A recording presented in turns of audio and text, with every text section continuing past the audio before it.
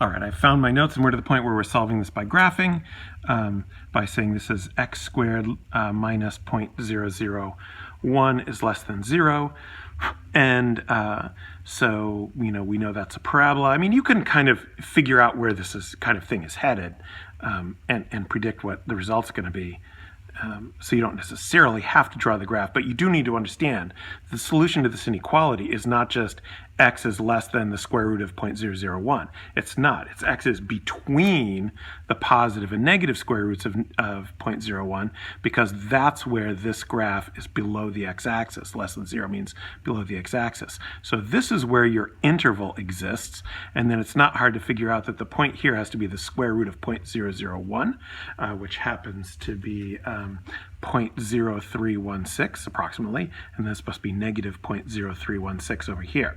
Therefore, the solution to the inequality, and I gave this to you on the paper, the solution to the inequality is x is an element of the interval negative 0.0316, positive 0.0316. Now look, this is different from the delta t problem we were doing before, because in that problem, delta t couldn't be negative.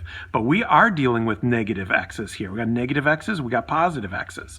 So we can't just say x is less than 0.001. X is in this interval between negative 0.0316 and positive 0.0316. All right. Now look, this statement, x is an element of this interval, is the same as saying that negative 0.0316 is less than x is less than 0.0316. That's the same as saying the absolute value of x is less than negative 0.0316. Now what we're looking for is delta, so that the absolute value of x is less than delta. Well, that's what we have. This is the delta.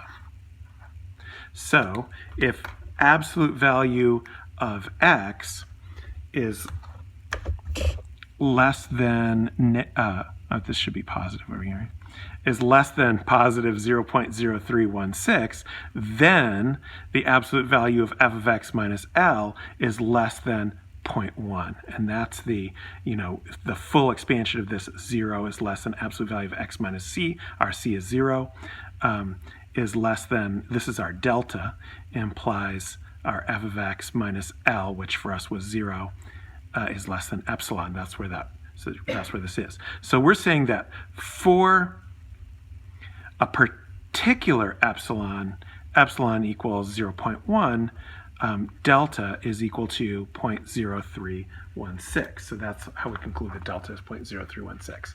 Now, you want to go through that same process for epsilon equals 0.01. So like if we look at this process that we do here, so the next thing that they ask you to do in step 5 is repeat with epsilon equals 0.01 and 0.001. All right, so this is epsilon equals 0.1. We have that here. So now we want to replace that and do all the same work for epsilon equals 0.01 and epsilon equals 0.001. So if you haven't done that yet, take a stab following this model and see what you come up with.